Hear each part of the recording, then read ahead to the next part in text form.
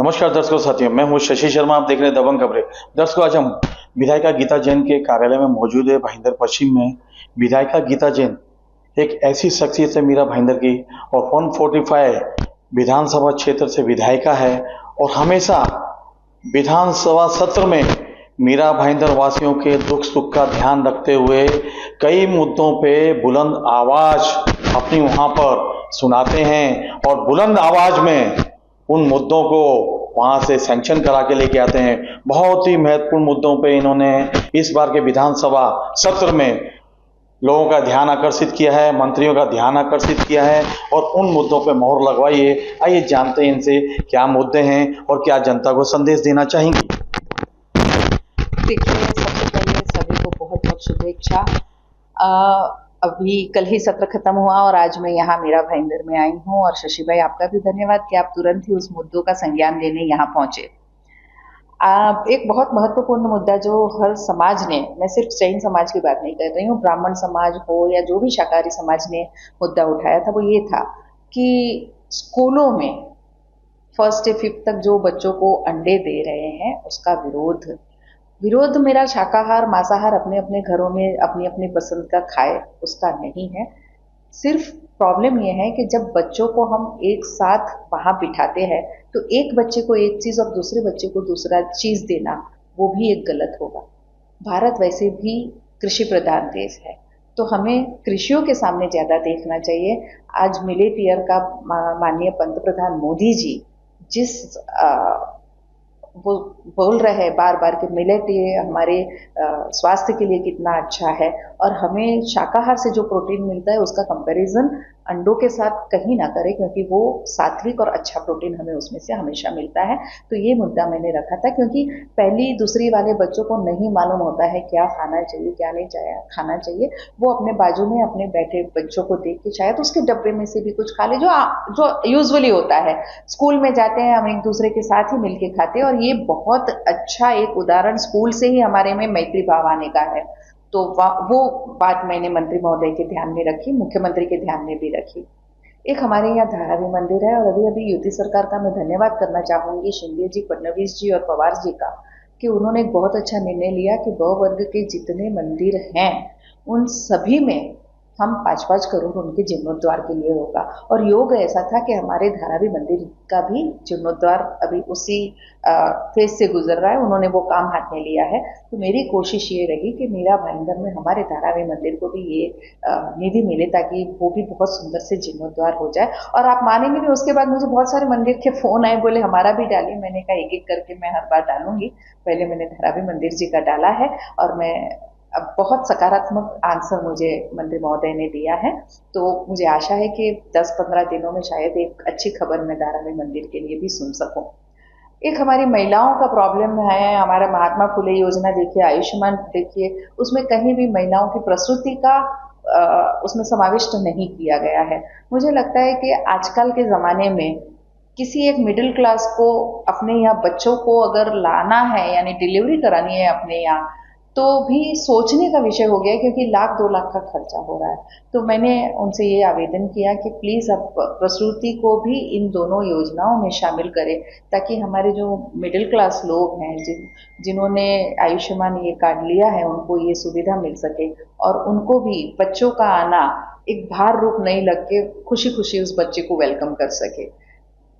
चौथा, मैंने रीडेवलपमेंट, आज आप जानते हैं कि मीरा भाईंदर में जो पुरानी बिल्डिंग है, 30-40 साल पुरानी बिल्डिंग, अब वो रीडेवलपमेंट मांग रही है। तो कहीं कहीं यूएलसी का बोझा शायद पहले के बिल्डरों ने चाहे नहीं भरा हो, या उसके बाद में लगा हो, उसकी वजह से उनके सातबारा नहीं फिर रहे हैं, और म्यूटेशन नहीं होने की वजह से उनका रीडेवलपमेंट नहीं हो रहा है। तो क्या इसका अगर कोई, देखिए एज पर लॉ बिल्डिंग वालों ने, रहवासियों ने, सोसाइटी ने यूएलसी नहीं भरना है, तो हम यूएलसी लेंगे भी नहीं, उनका म्यूटेशन चेंज भी नहीं करेंगे। तो क्या हम ये चाहते हैं कि वो पुरानी बिल्डिंगों में गिर के दब के, जो ऐसे बहुत सारे हादसे मीरा भाईंदर में हो गए हैं, भगवान न करे वैसा हादसा उन लोगों के भी साथ हो। तो मैंने ये मुद्दा उठाया था कि आप जल्द से जल्द ये भी ध्यान दे और उसका म्यूटेशन फिरे, ऐसी व्यवस्था करवाए। 22 के बाद उन्होंने ये मीटिंग रखने का आश्वासन दिया है और उसका क्या है, तीनों मसूल वगैरह के साथ में, यूडी मसूल दोनों के साथ में मीटिंग लेके इस पे भी निर्णय तुरंत लेंगे। टॉल का एक बहुत बड़ा मुद्दा और जिसके लिए मैं बार बार प्रयत्न कर रही हूँ, वो टॉल के मुद्दे को भी मैंने इस बार सभा में लिया था। मैंने आरटीआई में जब डाला था तब मुझे जवाब ये मिला था, जो 55-56 जितने भी हमारे यहाँ ब्रिजेस बने हैं, उन ब्रिजेस के रख रखाव के लिए ये टॉल लिया जाता है। तो मैंने बात ये रखी थी कि वो ब्रिज तो बोरीवली टू आगे रहने वाले लोग भी वापर रहे हैं, तो टॉल तो वो नहीं भर रहे हैं। टॉल तो सिर्फ एमएमआर रीजन के ठाणे, कल्याण, भिवंडी, वसई, विरार, मीरा भाईंदर ही भर रहे हैं। ब्रिज वापरना सबको है, तो उस वापरने का दंड सिर्फ हमें ही देना है, ये कहाँ का न्याय है। तो ऐसी कोई व्यवस्था, अगर आप टॉल, आपने कहा, मुझे जवाब मिला है कि हमारा एमओयू इस तरह ऐसा है कि बायबैक का एमओयू नहीं है, तो ठीक है, अगर आपको टॉल रखना है तो कम से कम सबके लिए सेम रखे, सब में से थोड़ा थोड़ा ले, ताकि हम पे ये अकेले पे भार क्यों, हमारा आप बढ़ाते भी जाओगे 2 साल में और हमको ही भरना है। अच्छा, दूसरा क्या है, मैं अगर बोरीवली टू दहीसर जाती हूँ तो मैं एक भी ब्रिज यूज नहीं करती हूँ, फिर भी मैं भर रही हूँ, तो ये अन्याय है। इस अन्याय के लिए मैंने आवाज उठाया है, तो उन्होंने वो भी मीटिंग जनवरी के फर्स्ट वीक में लगा कि उस पर जरूर कोई निर्णय लेगा, ऐसे आश्वासन दिए हैं। तो ऐसे बहुत सारे दूसरे मुद्दे, वो हमारे सबसे बड़ा आज अब की बार जो हुआ है वो कैंसर हॉस्पिटल का। बार बार लोग सोचते थे कि ये हो क्यों नहीं रहा है, हो क्यों नहीं रहा है, 37 ये नहीं हो रहा है, तो अब की मीटिंग में ये तय किया गया कि ये अधिकार कॉरपोरेशन को है, 47 के तहत बिल्डेबल जो भी एमिनिटीज है उसको कभी भी वो चेंज कर सकते हैं।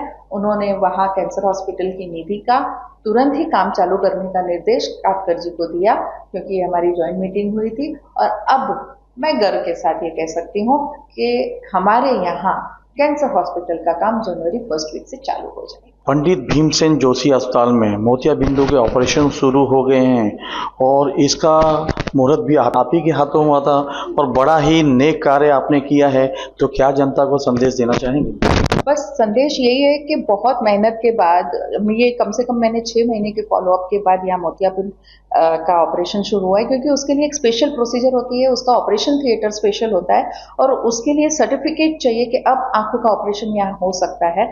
तो वो मेरे रहते मैंने वो जब करवाया था, मैंने उसका ओपनिंग भी किया था कि आज हमें ये सर्टिफिकेट का प्रावधान 15 दिन के बाद, हमें पॉजिटिव आंसर आया था कि ये राइटिंग में आपको मिल जाएगा।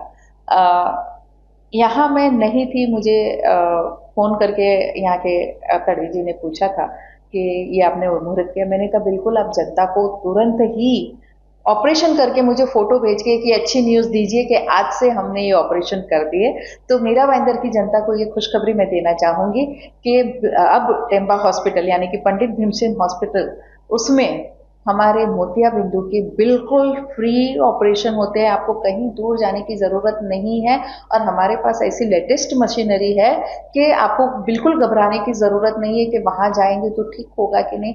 बहुत अच्छे से मोतियाबिंदु के फ्री ऑपरेशन हमारे पंडित भीमसेन जोशी में चालू हो गए हैं। आप सभी से विनती है कि आपको ऐसी अगर कोई ज़रूरत पड़े तो आप ज़रूर वहाँ जाए। देखिए, विधायिका गीता जैन ने सभी मुद्दों पर प्रकाश डाला है और जनता को संदेश दिया है। अब जनता का भी कार्य बनता है कि एक कदम आगे बढ़कर विधायिका गीता जैन का साथ देना और जितने भी गवर्नमेंट की ये स्कीम्स आती है उसका फ़ायदा उठाना।